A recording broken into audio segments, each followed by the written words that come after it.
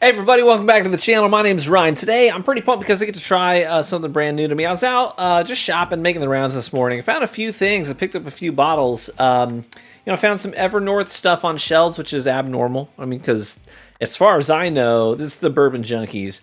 They don't just like distribute. They handle that all in-house. So I think the only way to get their stuff on your shelf is if you like have somebody from Evernorth drive a case to you or whatever to your specific store, but or you go pick it up from their distillery yourselves.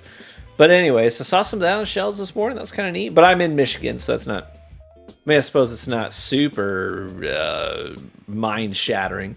Anyways, managed to find the Jack Daniel's single barrel heritage barrel toasted. Right, it's been going around this year. Finally made it up to Michigan, so I was happy to grab one of those. But the star of the show today is actually going to be the Jefferson's Reserve Cask Strength. Limited edition Cask Strength bottle. So we'll talk a bit about this. I'll open it up. This is a fresh crack, by the way, so I'll open it up. I will let it sit for like a solid 20 minutes at least before I taste it and nose it and all that stuff. So there'll be like a cut in the video where you guys get to like time travel. That's kind of neat. But anyways, let me talk a bit about this bottle as I'm opening it. I just cut my fingernails, which makes this more challenging than it ought to be. Where's the friggin' perforation, Jeffersons? They did this on purpose. To me specifically. God bless America, dude. There is no perforation. This is going to be a knock against your score, Jefferson. I swear to Bob. I'm going to go get some needle nose pliers and my channel locks. Maybe we get this thing friggin' open. You're just plastic. I was made in God's image. Get wrecked. Okay, so. Jefferson's Reserve Cask Strength. Can I be candid with you guys? I'm going to be candid with you. I have never disliked any Jefferson's product I've had, distilled by KAD down there in Kentucky. But I have also never had a Jefferson's product that I thought to myself, I really need to buy a bottle of that. I don't think there's ever been a time in the history of my bourbon journey that I thought to myself, I gotta have a Jefferson's product on my shelf. But I will say that this year, there's been a lot of chatter about this specific bottle and about how it's really breaking the mold of Jefferson's products and being really freaking good. So this is 8 years old. It's 130 proof. And you might be like, if it's cask strength, how did it come out to a perfectly round number like 130 proof? That's a great question. I asked the same question myself. The answer is that Trey decided to take 4 different bourbons, and they're all 8 years old, and to blend them together so that they would perfectly average out at 130 proof on purpose. That was by design. Now then, the skeptic in me is always like, well, was that the proof point that it tasted the best, or is it just because you were trying to get a round number? I don't know. I don't know the answer to that question. The cynic in me says they just wanted to make it 130 proof. The optimist in me says it tasted the best at 130 proof, so they kept it that way. I don't know. MSRP for this bottle is $65. It was $65 when I bought it today. Now, I know everyone falls off the log somewhere in regards to neck pours.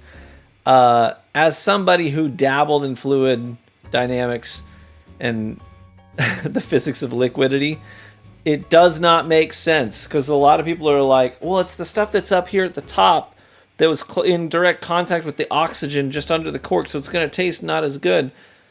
Guys, when you tip the bottle to pour out, you are not taking the very stuff that was in the neck. You turn the bottle sideways, you're getting a full mix of what was in this bottle. Like when you turn it sideways, the stuff that's on the bottom comes up to the side and runs, I'm not a believer in neck pour superstition, but I respect it if you do believe in it. But I do believe in letting a whiskey open up, and that's what I'm going to let that do right now. Okay, some time has passed. Time for tasting and nosing and all that business. Jefferson's Reserve Cask Strength, 130 proof, 8 years old, $65 bottle. Here we go. We'll see if this was overhyped, worth the hype, or underhyped. It'll probably fall into one of those categories. Visual inspection. First thing I'm noticing is it's got a medium viscosity. I won't say that it's thick and viscous from a visual standpoint. We do have some thin runs coming down the side of the glass. Slightly oily. Color is very polished brass. It's pretty to look at. Let's see how it noses. Cinnamon and clove. First thing I get on the nose here, cinnamon and clove. Noses like something that would be good by a fire in the wintertime or late fall.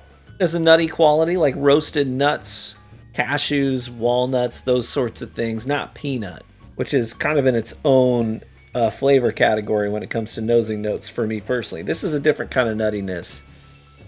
Your tree nuts. Other than that, a healthy dose of vanilla bean custard on the nose as well. Everything about the nose is nice, but nothing about the nose is, I want to say like distinct or unique. Nothing about it stands out as being its own kind of thing. Like you could put it in a lineup with other Kentucky bourbons and immediately pick it out. It is sort of nondescript in the sense that it has a lot of those mainstay nosing notes that a lot of Kentucky bourbons that are good, to be fair, tend to have. So nothing about this is bad by any means. It's all very nice, very pleasant, very approachable on the nose. None of it unexpected though. The only thing I'm getting in here that is just a slight deviation, and it is just a slight deviation, is I'm getting a little bit of dehydrated orange in here as well. Absolutely nothing wrong with the nose. Let's try it. Cheers.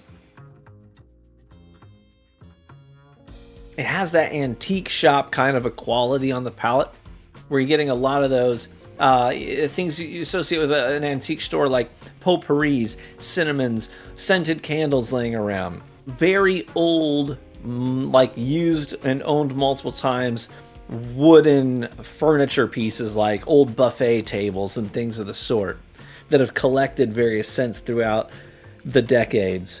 Has a sweet loose leaf tea kind of a vibe going on the palate as well. I think that like orange blossom comes to mind. A nice like peppery oak, a late palate and stretching into the finish. That finish really does carry that note of like fresh herbs and spices that are ground down and sitting in various jars. I think that's pretty yummy. Is it overly complex? No. Is it super distinct and full of character? No. Is it pleasant? Absolutely. Is it tasty? Yes, it is. Was it only $65? It sure as heck was. Do I have any regrets? Absolutely not. It's pretty good. I tend to really appreciate that antique store kind of a vibe. You know what I mean? I like those very aromatic notes that make me think of spices and teas and things of the sort. So for me and my palate, this is quite good, and I'm not at all disappointed by it. I do think it's one of the better things I've had from the Jefferson's sort of entourage of products. I'm not sure that it's something that needs to be a staple on my shelf, but I like it. I think that Jefferson's was sort of like my baseline for mediocrity coming into this tasting. I think that this specific Jefferson's release is a little bit above mediocrity for me. I think this is a step in the right direction to making the Jefferson's lineup something that is much more consistently desirable for people like me. But let's keep going, Jefferson's. Let's see what you guys can do to make something that is distinct. Well, you know, and to be fair, a lot of their products do tend to be like they are trying to do some sort of a different gimmick. I don't know if a gimmick's the right word. It kind of has a negative connotation, but they're trying to do something that is unique, and I do appreciate that. But I feel like this whole like tossed at sea thing, it's like, well, we've been there and we tried it. It might be a cool like every now and then seasonal release, but it's on shelves all the time everywhere. You know what I mean? I would rather them go in a direction where they can show us what they are excellent at, instead of taking juice that I think is just okay and trying to do weird things with it. You know what I mean? Does that make sense? That's kind of where I'm at with Jefferson's as a whole. I think this is a better play, and I certainly have no regrets about this one. Pretty good. That's my tasting and review of this one. Quick, to the point. Hopefully you enjoyed it. Let me know if you've had this bottle, what you thought of it. Did you have sort of the same vibe that I did, or was your experience dramatically different? Feel free to let me know in the comment section below. I appreciate each and every friggin' one of you for tuning into this video. By the way, a couple of things to note. I am still in the process of bottling up all the samples for our Grandmaster tier of Patreon supporters. So if you've been a Grandmaster supporter, I've got you in a spreadsheet. And I have curated a blind for you guys. It is a lot because with the number of you that there are, and there's 4 in the blind, so it's like it's almost 50 sample bottles that I have to fill and keep track of, label, ship, all that stuff. So give me some time. It's a bit of a project on top of all the other stuff that's going on, but it is still on my radar, something I'm still currently working on. But I'm looking forward to doing that. Also, we have a raffle going off for our Patreon supporters. So no matter what tier you're in, as long as if you're in the $5 and above, you will be entered into the raffle unless you intentionally exclude yourself to win samples from the whole rainbow of Weller products. So you'll get an ounce from every Weller bottle, except for obviously like the Millennials kind of thing. But yeah, the whole standard rainbow of Weller products we'll put you in a raffle for. And then we'll also raffle off a secondary bottle just for the Grandmaster tier. So if you're a Grandmaster, you'll be in a smaller pool to win that as well. All that said, thank you so much for tuning into the video. If you enjoyed it, let me know by leaving a like in the video. Is this the best free way to support the content right here on YouTube? Cheers, my friends. That was a good one. May you live richly and get better with age. And I hope to catch you in the next one. Bye-bye.